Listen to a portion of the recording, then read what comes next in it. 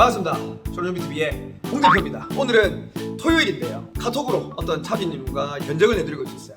차가 뽑은 지 하루 만에 사고가 났는데요. BMW인데 뒤엔다 뒷문이 좀 찌그러졌습니다. 심하게. 아마 서비스 센터로 갔으면 뒷문 뒤엔다 교환해서 수리비가 최소 500만원에서 800만원 정도? 1000만원까지 안 나왔을 것 같아요. 그 정도로 나올 수리였고, 저는 뒷문 뒤엔다를 교환 없이 판금을 하고 한 100만원 정도는 생각하고 오셔야 된다고 말씀을 드렸습니다. 그 분이 뭐라고 하셨냐, 상임은 100만원이라고 하는데 카닥이라는 어플에서 견적을 넣어보니 60만원 나왔습니다. 40만원이나 차이 나는 이유가 뭘까요? 조심스럽게 물어봅니다. 이렇게 하더라고요. 그래서 제가 그 고객님께 전화를 해서 열변을 들었습니다. 뭐냐? 그거에 대해서 지금부터 설명합니다. 카닥 긴장하십시오. 카닥이라는 어플에 대해서 먼저 설명드리겠습니다. 카닥은 플랫폼입니다. A라는 소비자 차주가요, 사고가 났습니다. 사진을 이 어플에 올리면 ABC 여러 개 한 10개 정도의 업체들이, 예를 들어서 10개 정도의 업체들이 경쟁 입찰 방식입니다. A라는 공장은 이 사진을 보고 수리비 30, B라는 공장은 50, C라는 공장은 70, D라는 공장은 25 이렇게 때립니다. 그러면 고객이 A, B, C, D에 소개가 있으니까 A에 30만원 낸 곳에 들어가서 소개를 볼 테고, B에서 볼 테고, C에서 볼 테고, D에서 볼 텐데 가격 차이가 천차만별이잖아요. 개 중에 보통 이제 싼 곳에서 수리를 받습니다. 저는 100만원 때렸는데 카닥이라고 해서 60만원 때렸대요. 40만원이나 차이가 나죠. 그러면 영상을 찍는 나는 완전 사기꾼인 거죠. 40만원이나 더 헤쳐먹는데. 근데 여기서 이제 중요한 게 나옵니다. 저도 옛날에 카닥 협력업체였었어요. 등록업체였습니다. 6개월 동안 했었어요. 근데 왜 지금 이 영상을 찍느냐, 그 카닥의 어플에 들어가 보니, 협력업체가 되어 보니 그 카닥에서는 60만원 때릴 수밖에 없는 이유가 있었습니다. 뭐냐, 경쟁 입찰 방식이기 때문에 사진으로 ABCD라는 업체에 소개를 하면, 저도 제 얼굴 놓고 정비공장 전면 다 놓고 했지만 금액이 높으면 컨택이 안 됩니다. 무조건 최저가가 돼야 됩니다. 그러면 최저가를 일단 때려요. 옵니다. 근데 사실 최저가를 때리면 수리비를 더 받아야 되는데 너무 싼 가격이니까 좋은 재료를 쓸 수가 없는 겁니다. 작업 공정도 10개 중에 한두 개는 뺄 수밖에 없는 겁니다. 만원짜리 재료가 있으면, 2만원짜리 재료가 있으면 만원짜리 재료밖에 쓸 수 없는 겁니다. 그렇게 되는 구조가 되는 겁니다. 그래서 저는 그렇게 할 바에 나는 안 하겠다. 몇 개월 하다가 그냥 나왔습니다. 싸게 견적을 넣어야 나는 컨택이 되기 때문에 어쩔 수 없이 싸게 계속 넣어야 되고. 근데 이게 상충되는 거죠. 일반 손님한테는 100만원 받는데 카닥으로 온 사람도 60만원 받아야 돼. 그러면서 저는 사실 양심을 찔러가지고 카닥이라고 해서 따로 일은 안 했어요. 똑같이 일을 해드렸는데 적자는 아니지만 안 남는 거예요. 하나도 카닥은 100만원 받아야 정상인 거니까, 부품값이나 페인트나 공임이.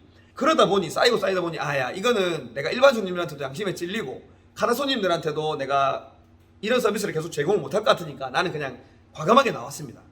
이런 이유입니다. 카닥이라는 업체는 가격 경쟁 입찰 방식이기 때문에 무조건 싼데만 낙찰이 되기 때문에 퀄리티를 낼 수 없기 때문에 그냥 저는 나왔습니다. 지금 카닥에 있는 업체도 다 마찬가지입니다. 힘들 거예요. 싸고 좋은 건 없습니다. 그래서 제가 나왔습니다. 싸게만 견적을 때리다 보니 좋은 재료를 쓸 수 없는 이런 허점이 있기 때문에 저는 나왔고요. 저는 카닥을 이용하시는 고객님들한테 이렇게 말씀드립니다. 내 차가 5년 안에 신차다, 비싼 차다, 이런 분들은, 나는 좀 싼 거보다는 퀄리티 있게 수리하고 싶다, 이런 사람들은 카닥이라는 업체에서 제일 싼 데 쓰시면 안 되고요. 제일 비싼 업체 한두 개 중에 얘는 뭐 때문에 비싸게 받나, 이거를 한번 소개나 전화도 한번 해보고 수리 자료도 한번 보고 하면서 업체를 선택하십시오.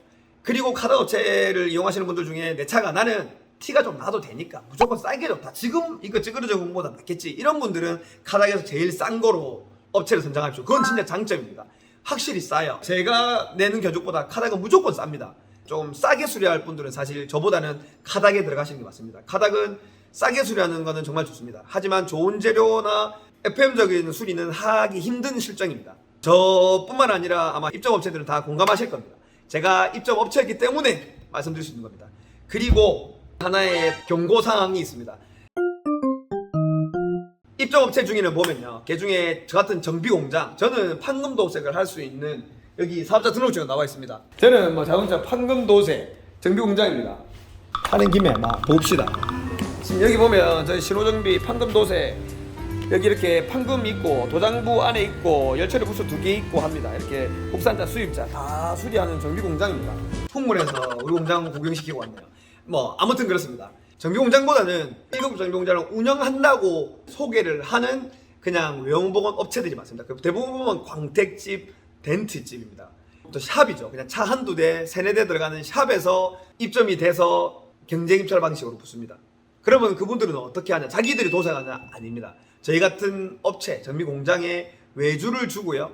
보통 60만 원 견적을 때렸으면 10만 원이나 5만 원 자기가 하고 정비 공장에 한 50만 원 주는 겁니다. 뽀찌를 먹는 거죠. 그러면 또 그 정비 공장은 나는 100만 원 받는데 요 정비 공장은 50만 원 받아요. 좋은 재료를 쓸 수 있겠습니까? 아니라고요. 그래서 저는 하나 고합니다. 카닥업체를 이용하시는 분들한테는 정비 공장이 있고요. 1급 공업사를 운영한다는 샵이 있습니다.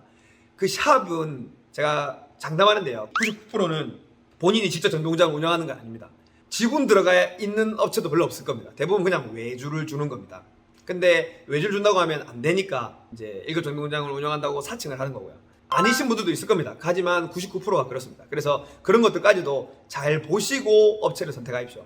AS가 제대로 되겠습니까?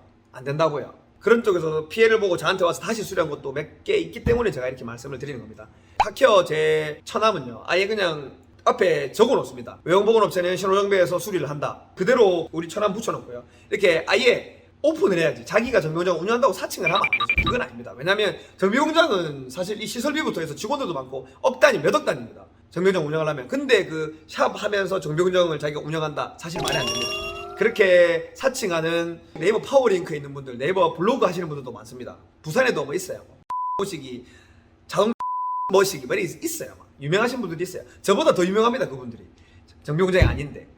그분들 정비공장 운영하지 않아요. 절대. 아무튼 그렇습니다.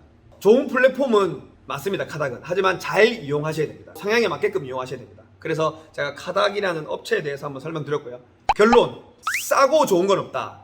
그리고 싸게 수리할 분들은 저 같은 공장보다는 카닥 어플 이용하시는 게 맞습니다. 무조건 거기가 쌉니다. 좋습니다. 근데 퀄리티 있게 수리하실 분들은 그중에 비싼 업체 중에 몇 군데 골라보시고요. 전국에서 봤을 때 부산은 그냥 저한테 얘기해 주시고, 그리고 입점 업체 중에서 정비 공장을 꼭 선택을 하십시오. 자기가 정비 공장 하시는 분들, 샵 하시는 분들 말고요. AS 그리고 전문가가 아닙니다. 판도생 하시는 분들이 아닙니다. 이렇게 카닥 어플에 대해서 제 생각을 얘기해봤습니다. 도움이 되셨나요? 아 맞다, 좋아요 좀 눌러주십시오. 좋은 내용 아니겠습니까? 카닥 업체와 싸우자는 거 아닙니다. 저는 업체 이용해봤고 분명히 장단점이 있다는 거. 이 카닥 업체들은 단점을 장점으로 승화시켜서 많이 하려고 노력을까지도 하는 걸 봤습니다. 지금 현재는 어떤 시스템인지 모르겠지만 지금도 오늘 제가 고객한테 문자를 받은 거 보면 결국에는 변한 거 없이 가격 입찰 방식이기 때문에 있는 그대로 말씀드렸습니다. 감사합니다. 좋아요 눌러주세요. 끝. 토크타임 넘어갑시다. 홍 대표 토크타임. 오늘은 사무실에서 부동산 얘기를 합니다. 오늘은 부동산 얘기인데요. 지금 3기 신도시 청약하시려고 고민하고 계시는 분들이 되게 많아요. 그래서 신도시는 뭐냐?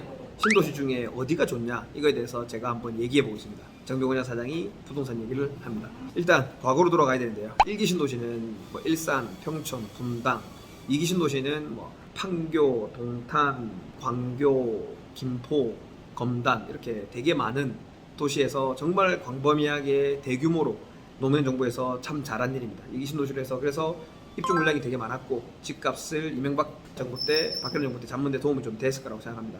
과거로 돌아가 보면 1기 신도시에서 보면 일산보다는 분당이 집값이 훨씬 높아요. 분양가는 일산하고 분당하고 큰 차이가 안 났습니다. 뭐 2배, 3배 나지 않았어요. 근데 지금 현재 와서는 일산하고 분당하고 집값이 2배, 3배 이상 차이 납니다. 2기 신도시로 가면요. 판교는 지금 뭐 2, 30억씩 합니다. 하지만 지금 인제 인천 검단은 이제 입주를 시작하고 6억, 7억, 8억 이렇게 2배, 3배 이상 차이가 납니다. 신도시는 신도시인데 왜 이렇게 입지마다 차이가 많이 나느냐에 대해서 한번 설명해 볼게요. 그리고 3기 신도시 청약하시려고 하시는 분들, 그리고 지방에서도 부산에도 신도시가 있어요. 부산으로 치면 해운대 자동도 신도시였고요. 뭐 화명동도 신도시였고 지금 명지도 신도시고 그다음에 정관, 일광, 그다음에 이제 사송은 뭐 부산도 아니고 양산도 아니고 애중간한데 그런 신도시까지도 있습니다. 그다음에 뭐 혁신도시라고 해서 전북에도 혁신도시가 있고 구미에도 혁신도시, 전주에도 혁신도시, 진주에도 혁신도시가 있습니다. 혁신도시와 신도시까지 얘기하면 되게 깁니다. 그래서 그냥 패스하고 일단 그것도 신도시 개념으로 해서 그냥 크게 한번 얘기를 해보겠습니다. 일단 1번으로 어떤 신도시가 좋냐? 일단 기존 도시와의 연계성이 되게 좋아야 됩니다. 그러니까 기존 도시하고 멀리 떨어져 있어. 그러면 되게 안 좋겠죠. 그리고 기존 도시도 서울이면 강남 근처와 그리고 일자리가 많은 곳 근처가 좋습니다. 근데 질 좋은 일자리는 강남에 다 있죠. 그래서 강남 근처에 있는 판교, 뭐 위례도 그렇고 광교도 신분 당선 때문에 되게 좋아졌죠. 동탄도 신분 당선이 이제 있습니다. 그래서 이쪽 라인이 집값이 많이 오르고 좋은 도시라고 볼 수 있습니다. 근데 이제 일산은 상대적으로 일자리하고 되게 먼 왼쪽 끝에 위에 있어요. 근데 인천하고도 가깝고 여기 뭐 위에 파주라고도 가깝고 많이 좀 위에죠. 그래서 일자리와 그다음에 강남하고 접근성이 떨어지기 때문에 조금 안 좋습니다. 하지만 규모가 엄청나게 크죠. 일산은 규모가 되게 크기 때문에 그 신도시만으로도 자립이 될 수 있기 때문에 나름대로 그래도 일산에 사시는 분들은 되게 만족하고 살지만 지금 이제 너무 노후화돼서 리모델링과 재건축을 어떻게 해야 될지 고민을 해야 되는 시기가 왔습니다. 일단은 1번은 잘 나가는 도시 옆에 붙어 있는지가 제일 중요하고요. 그리고 두 번이 이제 규모가 3,000세대, 5,000세대, 뭐 10,000세대 정도로 좀 작느냐, 5만 가구, 10만 가구, 20만 가구가 들어오는 정도로 되게 큰 도시냐, 이것도 중요합니다.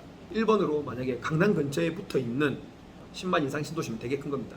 그 정도로 들어오는 큰 도시면 되게 좋다고 볼 수 있습니다. 그리고 세 번째로 또 확장성 있느냐입니다. 땅이 뭐 요만해요. 땅이 요만한데 이제 이 택지가 요만큼이 개발이 되는데 근처 산이 나와 바다로 돼 있고 이 강남 근처로 가면 이 연계가 안 돼. 여기서 끝이야. 더 이상 이제 5만 가구가 들어왔으면 더 이상 그 바로 옆에 또 1, 2만 가구가 들어올 수 없는 이제 고립된 이 정도면은 확장성이 없다고 하는데 이것도 뭐 좋지는 않습니다. 아니면 이 근처로 또 다른 개발 호재가 있으면 좋습니다. 개발 호재나 아니면 교통 개발 계획이나 이런 것들이 지금 신도시에서 지금 원도심으로 가는 교통편이나 이런 뭐 큰 호재가 있는 곳이면 되게 좋습니다. 호재거리들과 확정성 있느냐, 규모가 몇만 세대가 되느냐, 그리고 기존 도시와의 연계성이 있느냐를 따지고 점수를 하나하나씩 매겨보십시오. 제가 말한 거에 대해서 간단한 겁니다. 사실 이거보다 말하려면 더 깁니다. 제가 뭐 부동산 전문가도 아니고 토크타임 간단하게 적는 거니까 이 정도에서 마치겠습니다. 제 인스타 가면은 제가 조금 부산에 관련된 거는 해놓은 게 있어요. 제가 이제 시리즈별로 이제 부산의 뭐 명지 국제 신도시가 어떤지, 정관 신도시가 어떤지, 사송 신도시가 어떤지, 일광 신도시가 어떤지 이렇게 제가 한 번씩 얘기를 한번 해보려고 합니다. 토크타임 때. 정비공장 사장입니다. 전문가가 아닙니다. 얘기만 듣고요. 공부 나중에 따로 하십시오. 그냥 저는 쉽게 설명을 해드릴 수 있는 이런 사람이라는 거, 이런 토크타임으로 마치겠습니다. 3기 신도시는 좋은 곳도 있고 안 좋은 곳도 있습니다. 지금 분양가는 2배, 3배 차이가 안 나지만 나중에 3기 신도시가 완성되고 나면 2배, 3배 또 차이가 벌어질 것들이 분명히 보입니다. 어떤 신도시를 선택하느냐가 정말 중요합니다. 부산에도 지금 사송 신도시에 들어가실 분들도 곧 입주인데요. 검단 신도시에 들어가실 분들도 지금 곧 입주인데요. 잘 생각하고 공부를 잘 하고 들어가셔야 됩니다. 토크타임 끝!